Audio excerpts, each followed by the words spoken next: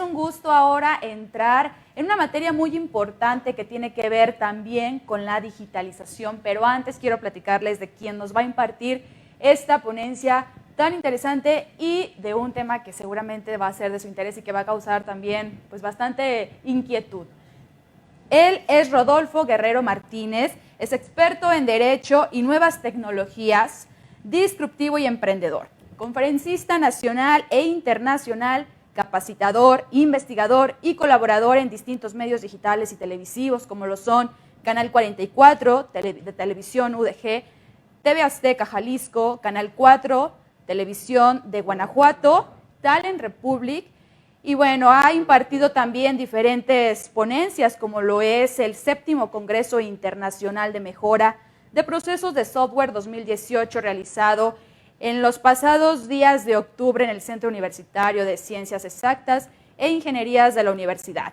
También tiene una constancia por impartir la conferencia La influencia de las sentencias de los jueces constitucionales en el diseño de políticas públicas, acorde a los derechos humanos. Por otra parte, ha estado en el 2º Congreso con el tema de perspectivas históricas y sociales sobre la diversidad religiosa en México. Tiene una constancia por su participación como ponente con la conferencia titulada Delitos contra la Seguridad Informática y el Derecho a la Intimidad en México.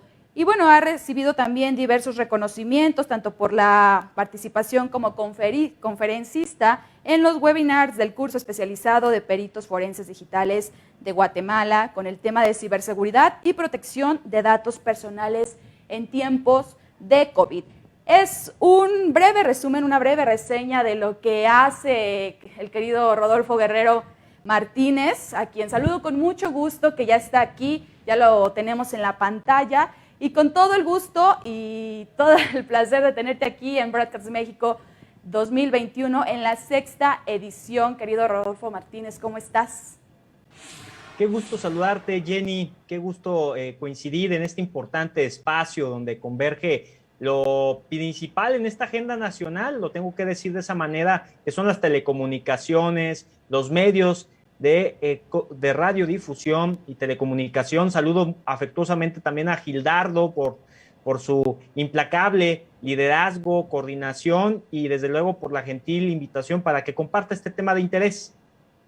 Gracias, Rodolfo. Y el día de hoy nos tienes un tema también muy importante que tiene todo que ver con el tema que está realizando en esta ocasión Broadcast México, que tiene que ver con la virtualidad de los medios digitales. Pues tú nos vas a platicar un poquito más sobre lo que es precisamente la identidad digital y datos personales post-mortem. Qué interesante, queremos escucharte ya, así que te cedo el micrófono para que nos platiques de estos temas.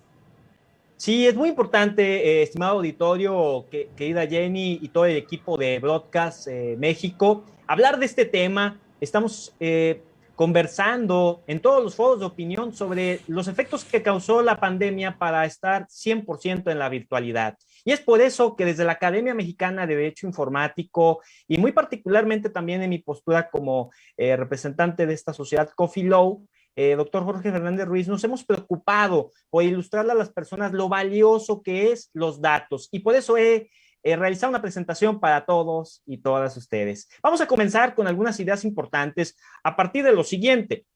Recordando, bueno, aquí hice una pequeña presentación a mi persona, Jenny ya me hizo el gran honor de presentarme. Ahora pasaremos directamente al marco general de esta presentación a partir de 3 importantes temas. Conceptos como datos personales, privacidad e identidad digital. Tú te preguntarás en este momento, a ver, ¿qué el dato personal no solamente es mi nombre? ¿Qué el dato personal no solamente es mi correo electrónico, mi número celular, o tal vez y solo tal vez las redes sociales? ¿Qué no solamente es eso?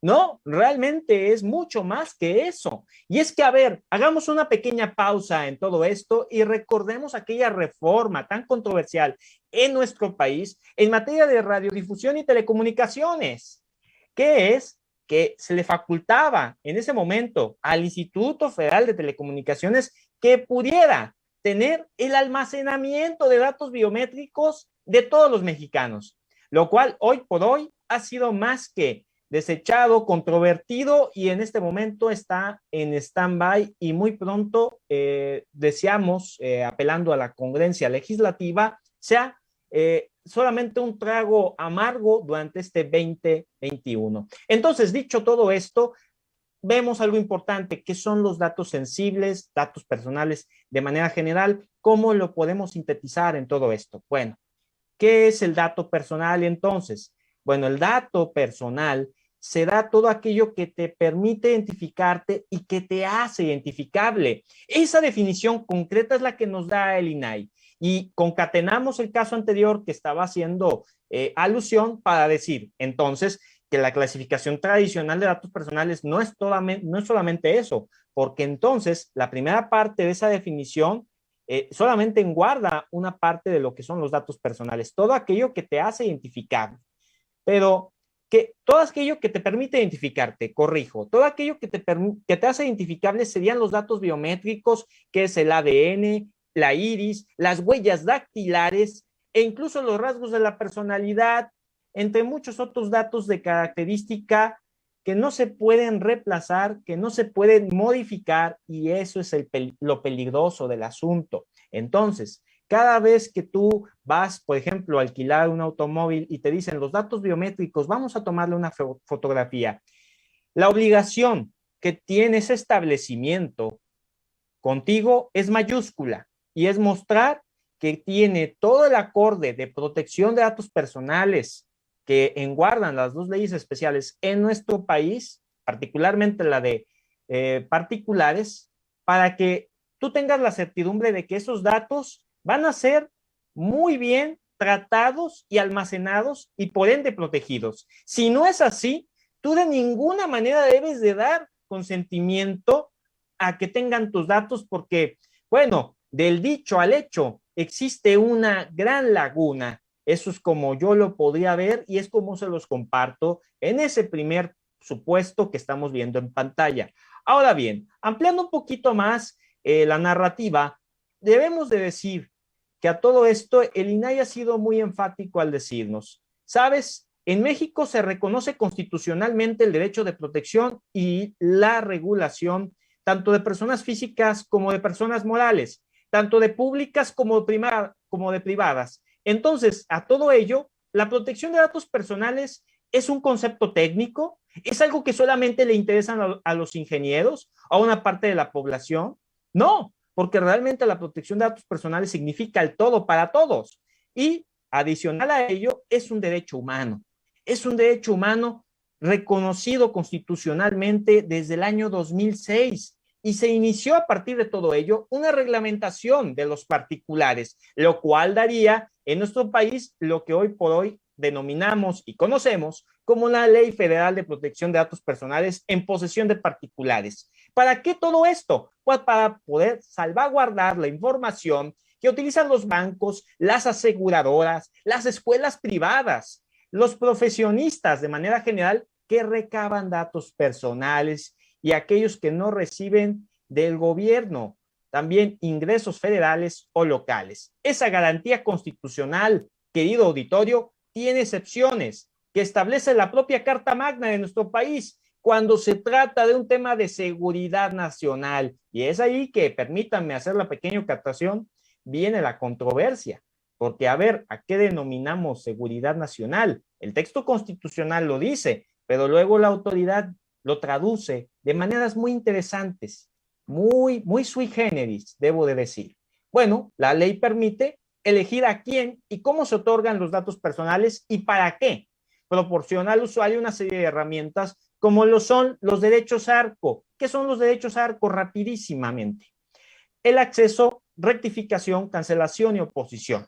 Bueno, dicho todo esto, entonces es importante tener en cuenta el primer punto de conceptualización y adicionalmente agregar bajo el derecho comparado lo que nos dice también el Reglamento General de Protección de Datos Personales de la Unión Europea, lo cual distingue que es toda aquella información sobre persona física identificada o identificable, muy parecido a lo que acabo de enunciar. Bueno, pasamos directamente a la privacidad digital. ¿Qué es la privacidad digital? A ver, siempre hay un conflicto enorme entre lo que es privacidad para ti y lo que significa intimidad para otras personas. Debo de ser muy tajante al respecto. Cuando hablamos de privacidad, podríamos decir que es todo aquello que está bajo la óptica externa, todo aquello que no te hace identificable, que se puede modificar. Entonces podría recaer en aquellos sucesos que pueden estar plasmados en documentos que tengan nombres, que tengan ciertamente algún domicilio o algún correo electrónico. Todos estos datos son sujetos a ser modificados. Mientras, en lo que te permite hacerte pues identificable y que no se pueden, son datos que no se pueden modificar, valga la redundancia, estamos hablando de rasgos de la personalidad, de iris, de huellas dactilares. Entonces, eso sería una parte de lo íntimo, pero más allá de eso, entramos en una distinción de gran importancia. Lo íntimo quiere decir que es todo aquello que es de las emociones, de los sentimientos, de tus pensamientos, que pues las personas no tienen habilidades telepáticas, ni mucho menos. Entonces, oye, pues esta persona está pensando en robar un banco, no lo vas a saber, jamás. Oye, tal persona tiene pensamientos negativos al respecto de esta situación, tiene tal ideología política, pero nunca lo ha expresado. ¿Y lo conoces? ¿Cómo lo conoces? Si eso es íntimo. Entonces ya notamos de una manera muy somera la diferencia entre privacidad, que es más general, que es externo, a lo íntimo, que es interior, vaya la denominación de la propia palabra. Y que adicionalmente a ello, exhorto a los que nos están escuchando, chequen lo que recientemente ha sido avalado por el Congreso en el estado de Chile sobre la protección a los neuroderechos, que no es otra cosa que la privacidad mental. Bueno, dicho todo esto, vamos rápido. Refiere la privacidad digital al derecho de los usuarios a proteger sus datos en la red y decidir qué información está visible para el resto. Es decir, información de un usuario que circula por Internet, por ejemplo. Los particulares de Internet, que también hacen que la privacidad se refiera a imágenes, a videos, a correo electrónico, geolocalización, historial de navegación y también las direcciones IP. Además de que no se limita al uso de páginas web o de redes sociales, como lo había dicho al principio de esta conversación. Pasamos entonces a decir tajantemente que los datos ya no son privados. Al principio de toda esta vorágine, de todo este boom tecnológico, pues obviamente eran menos los peligros, eran menos los riesgos, pero hoy por hoy estamos en una tela demasiado delgada a punto de colapsar y por eso apelamos a la conciencia, el pensamiento crítico que tienes que tener cuando utilizas redes sociales digitales. Las personas no son conscientes de lo que hacen y luego pagan muy caro las consecuencias. Vemos que en esta cuarta revolución industrial los datos son los protagonistas, son el oro del siglo XXI. Los distintos tipos de software permiten el procesar, el analizar esos datos. Vaya la importancia de esos datos.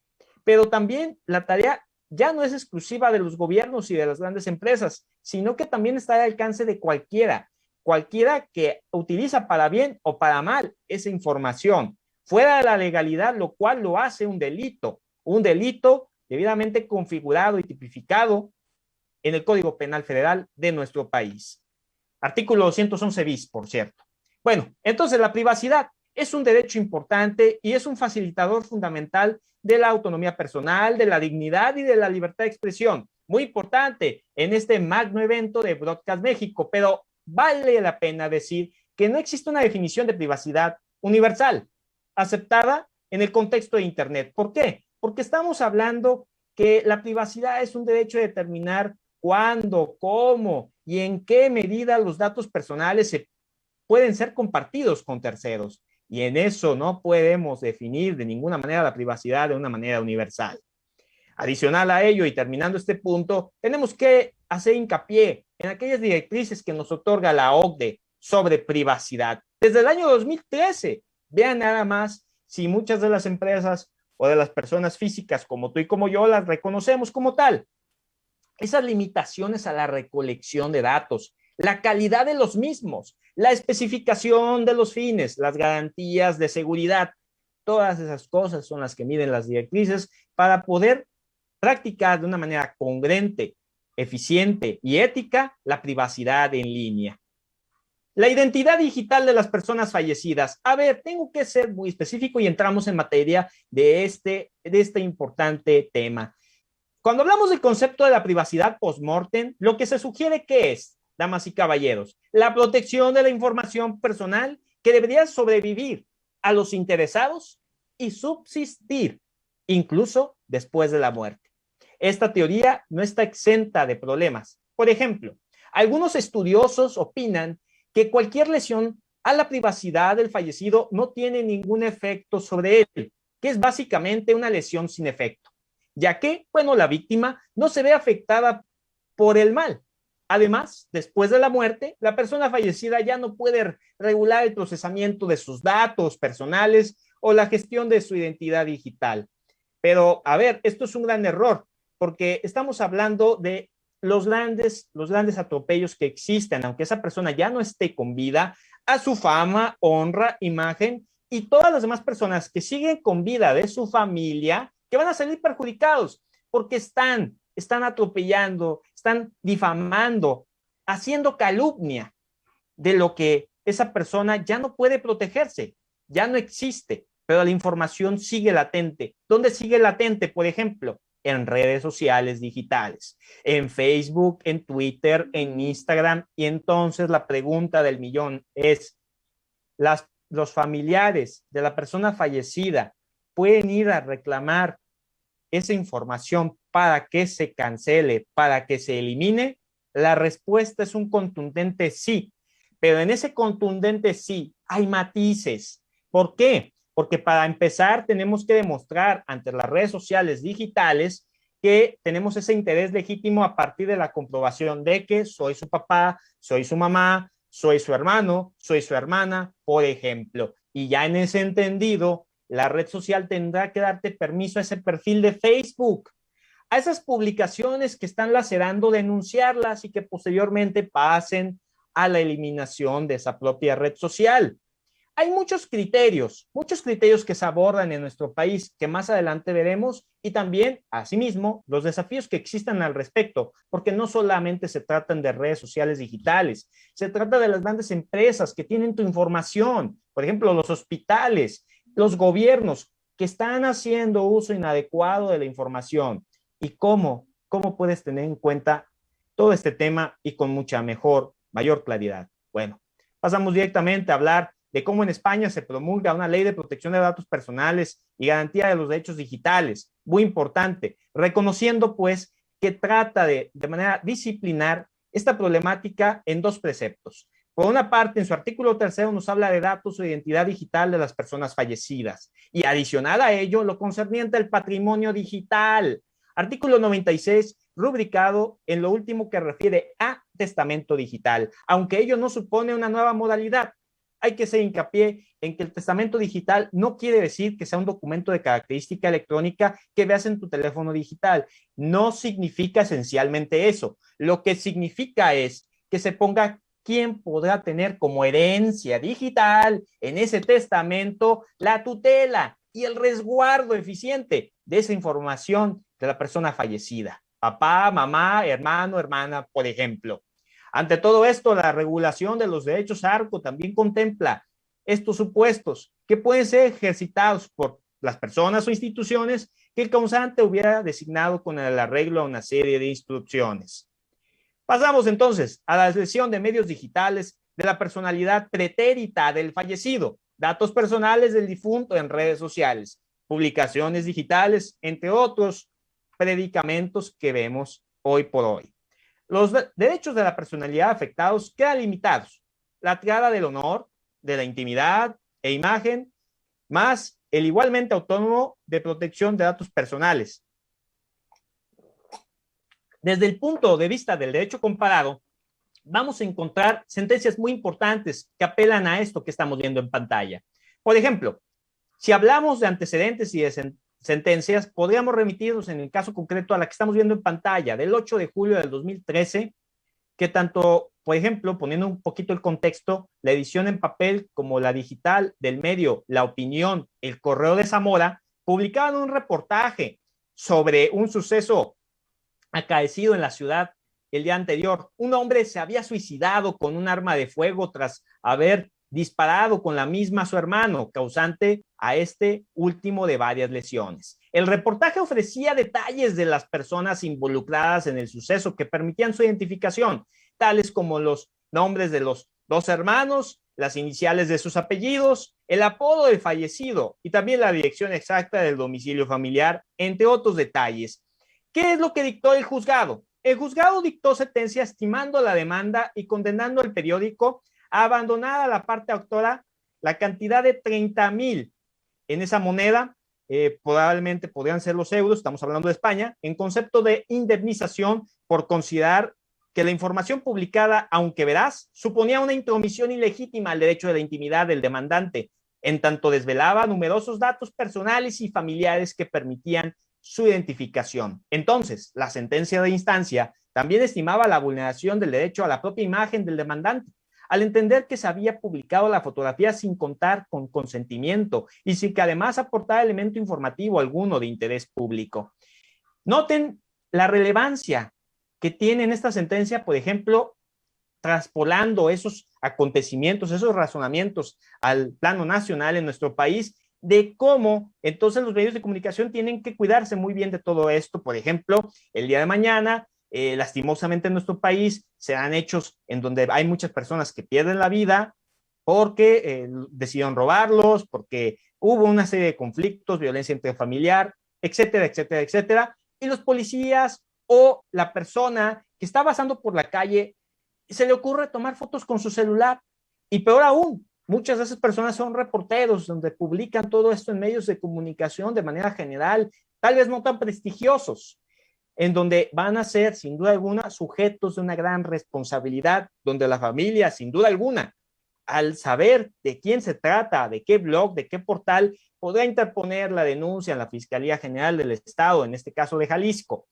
Entonces, es muy importante que se identifique que el derecho, esta triada de intimidad, imagen propia, honor, buena honra, seguirán siempre latentes, aunque la persona ha dejado de existir de manera material. El fallo del Supremo, de esta instancia, ¿qué es lo que nos dice? De la Sala Civil del Tribunal Supremo. Pues justamente fue llegar a la conclusión de que efectivamente se había producido una vulneración del derecho a la propia imagen del ofendido, si bien no de su derecho a la intimidad, y estimaba parcialmente el recurso interpuesto por el diario, rebajando la indemnización a la mitad, se razonaban diferentes cosas. Una de ellas es que atendiendo a las circunstancias concretas del caso, no podía considerarse que se hubiera producido una intromisión grave a la intimidad del demandante ni a su familia, pero también consideraba a su vez que la publicación de la crónica en un medio de tirada provincial sobre un suceso que tiene lugar en una ciudad de ámbito geográfico reducido como lo es Zamora, no aumentaba significativamente el conocimiento de un hecho de ciertas características que ocurría en la propia ciudad y en un seno de una familia conocida que pudiera tener varios convencidos. Y asimismo que los hechos de los cuales daba cuenta el artículo periodístico eran objetivamente graves y notificables y se publicaron inmediatamente después del acaecimiento. Bueno, dicho todo esto, queda claro el punto medular que recae la intimidad versus lo que es la libertad de la información. ¿Bajo qué contexto el medio tiene razón de conservar la nota y bajo qué medio tendrá que mesurar esos datos para que no se sepa o no se perjudique a quien ya no puede defenderse? Bueno, dicho todo esto, podemos seguir adelante y ver otro caso en lo concreto, este de Colombia, la titularidad post-mortem y el caso de GNB Sudameris. Banco y jueces de instancia niegan a hermana de ex empleado fallecido acceso a expediente laboral de este último. Alegan confidencialidad de la información y no vulneración del derecho de petición. Hay subrogación post-mortem, pero limitada y según el orden sucesorial. ¿Qué quiere decir todo esto? Bueno, lo que quiere decir es que a instancias privadas y gubernamentales la maniobra cambia. El razonamiento por el cual debe de proceder la instancia jurisdiccional se transforma. Y voy a ir directamente al contenido de la respuesta que dio la instancia, en este caso en Colombia, la Corte Constitucional de la República de Colombia, al respecto de este caso que estás viendo en pantalla. La entidad negó la entrega de la información solicitada al demandante, indicando que la información y documentación por usted requerida, correspondiente a su señor hermano Libardo, en este caso, que en paz descanse, es de carácter reservado, de carácter del Banco GNB Sudameris. Tiene la obligación de proteger y salvaguardar, de acuerdo a las políticas y lineamientos generales de tratamiento de datos personales, a los que está sujeto la ley de esta entidad, razón por la cual no es posible enviar la información solicitada, salvo que sea requerida por una autoridad judicial o de control. Tú dirías, a ver, ¿de qué se trata? Tengo el interés legítimo, pero espérate, todavía no se acaba la respuesta. Y es que la respuesta también a lo que dice todo esto es que también se señala la información solicitada debe de ser protegida y salvaguardada. Eso es cierto, pero conserva el artículo 9 de esa legislación una excepción muy interesante que nos dice que en el tratamiento se requiere la autorización previa informada del titular, la cual deberá ser obtenida por medio de que pueda ser objeto de consulta posterior. Ok, vemos el razonamiento, pero nos queda claro que sí podrá tener el interés de checar la persona que sea familiar directo y que demuestre que va a ser para un hecho concreto, y es la laguna que permite que el demandante de ese dato personal de esa persona fallecida pueda tener el acceso y pueda tener el uso específico que va desde el aspecto de salud, entre otros más, de un carácter personalísimo y de una sensibilidad máxima.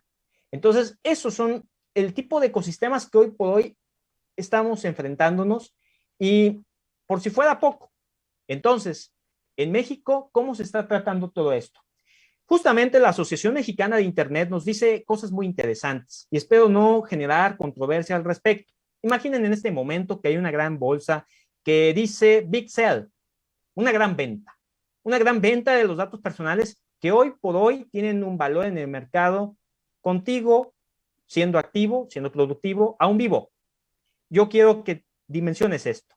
La cantidad de hijos de aquellas personas que obviamente tienen esta hermosa etapa en su vida, goza de una cantidad económica en el mercado de 191 pesos mexicanos, el domicilio de 230 pesos mexicanos de cada uno de nosotros. Tiene un valor el domicilio, tiene un valor el teléfono celular de cada uno de nosotros, de 219 pesos, al igual que nuestro tipo de sangre de 158 pesos. Cuentas bancarias, 227 pesos. Y por si fuera poco, al último grito de la moda en las plataformas digitales, electrónicas, en términos de la 4T FIFIs, podríamos decir que es tabulado en dólares. Es tabulado en dólares, no hay duda alguna al respecto. En Facebook, las cuentas de cada uno de nosotros tienen un valor en el mercado de $149. Las cuentas de Twitter de $32.5. Y las de Amazon, $375. Estudios sobre el valor económico de nuestros datos personales de parte de la Asociación Mexicana de Internet. Vean ustedes la gravedad de las cosas. Si en México se están protegiendo todo esto, hay una gran laguna, no ha existido interés, podríamos decir que sí hay laguna y que en cierta manera sí ha existido un desinterés, mas no generalizado, de manera parcial. Entonces, la controversia es, en una ley sí y en otra no. ¿Por qué digo esto? Porque si nos remitimos directamente a la Ley General de Protección de Datos Personales en posesión de sujetos obligados, nos indica que sí se tiene un resguardo a estos datos que son de personas fallecidas y que se aplica el poder ejercer los derechos ARCO, de acceso, rectificación, cancelación y oposición. Y más importante aún, resumido en una palabra muy importante en todo esto que estamos hablando, el acceso. El acceso. ¿Quién puede tener el acceso? Ya estamos platicando de ello. ¿Bajo qué razones puede seguir teniendo ese sujeto obligado a la información? Bajo circunstancias de fuerza mayor, con el tratamiento debido para que nada malo le pase a esa información. Pero entonces tú te preguntarás, ok, pero ¿qué no hay otra ley además de la de sujetos obligados? Estás en lo correcto. Está la de posesión de los particulares, que es una ley federal, pero ahí no se contempla nada de eso. Entonces, ¿qué es lo que sucede? Pues que hay una gran laguna.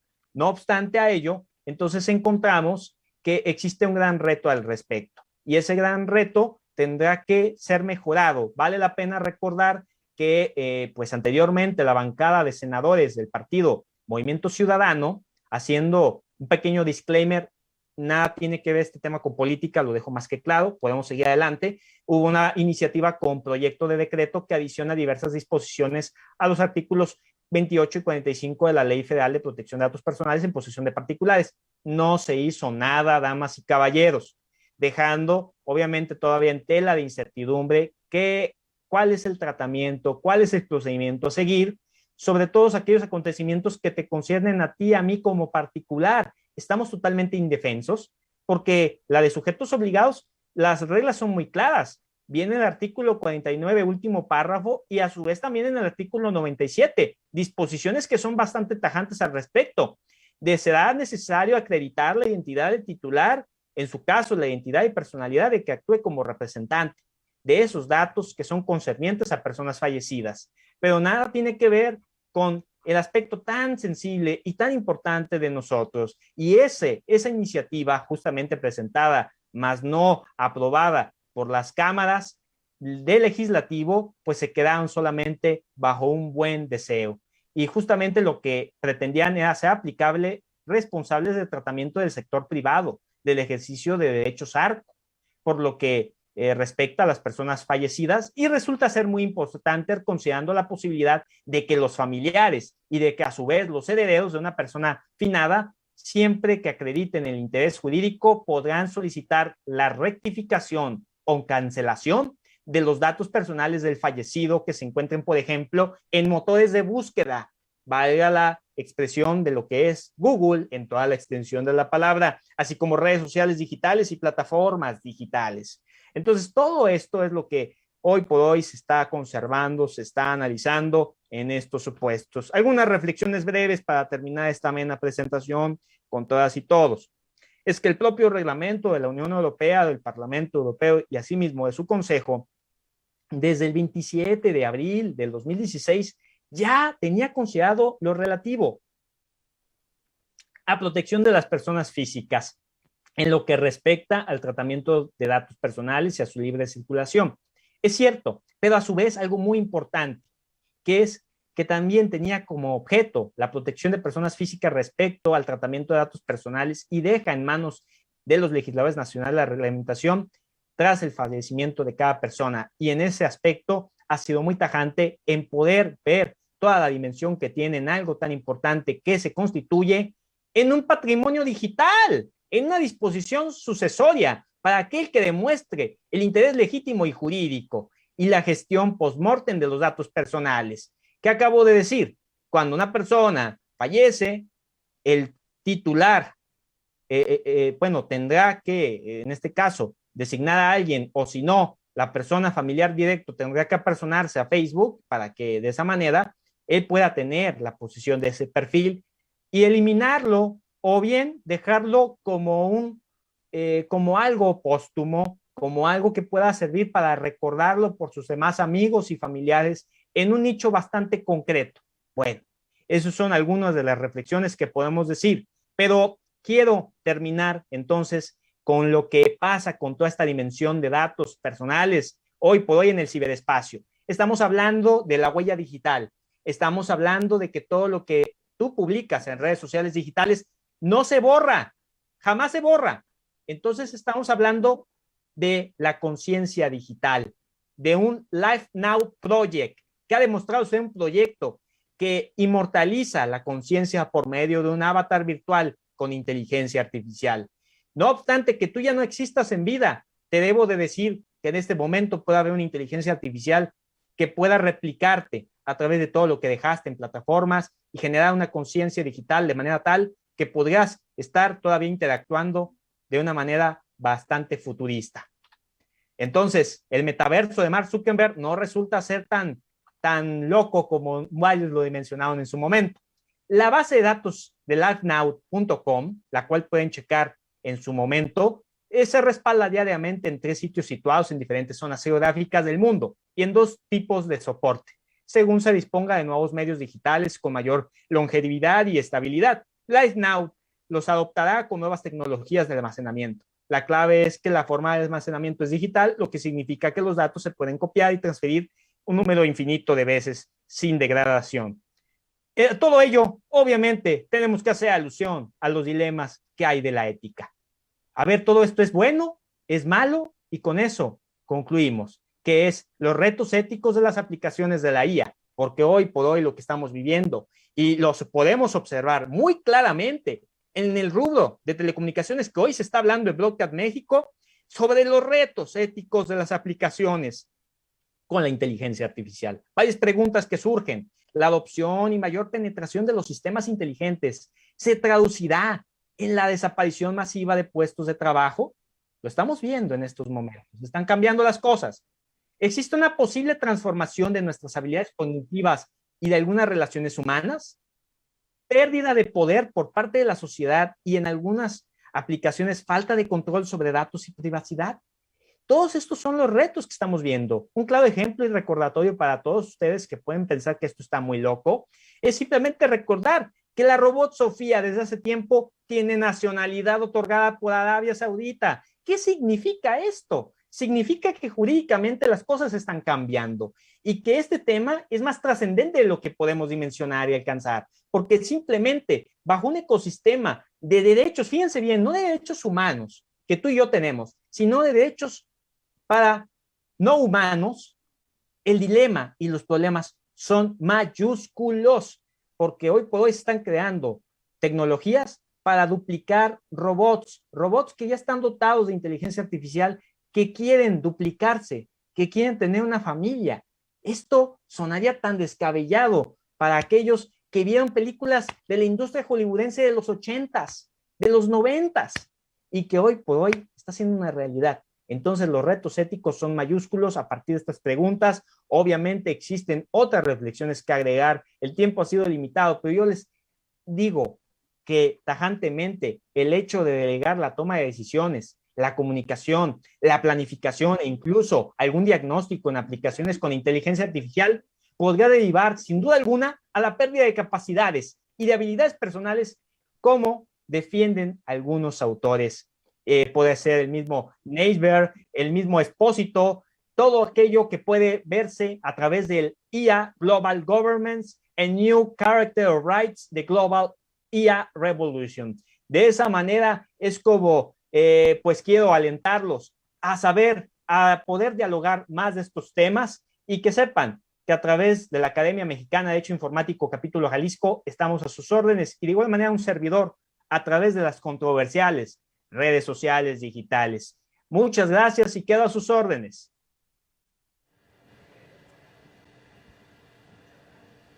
Gracias, Rodolfo Guerrero, por esta amena charla y sobre todo interesante con un tema que justamente ha causado mucha controversia ahora que se estaba tratando ya el tema de la digitalización y de los datos personales que se estuvieran viendo, que todas las personas iban a tener ese acceso o qué iba a pasar, ¿no? Había mucha polémica con este dato sobre esta reforma que se estaba implementando desde el Congreso de la Unión. Y bueno, ahorita precisamente estamos viendo si nos mandan sus preguntas, sus comentarios. Si usted está interesado con algo que quiera que nuestro amigo Rodolfo nos aclare o nos aborde más, pues aquí es el momento para mandarlas a través de este Zoom o por las redes sociales que usted está viendo esta transmisión. Rodolfo, definitivamente fue un gusto haberte tenido aquí. Gracias por habernos compartido esta información tan importante sobre la identidad digital y los datos personales post-mortem. Al contrario, a sus órdenes, muy importante, y yo estoy abierto a través de mis redes sociales para que cualquier duda o diálogo, a menos que se pueda establecer con todo gusto, y obviamente un saludo muy afectuoso a su director, que me ha permitido estar con ustedes el día de hoy, Gilardo Gómez. Un gran abrazo, felicidades a todos, en serio, de corazón lo digo, por este gran evento Broadcast México. Gracias, Rodolfo. Nosotros también te agradecemos que nos hayas compartido tus conocimientos sobre este tema aquí en Broadcast México 2021 en su 6ª edición. Ojalá te podamos tener en la próxima edición del 2022. Será un honor. Ahí nos vemos. El 22, me atrevo a decir que es mágico.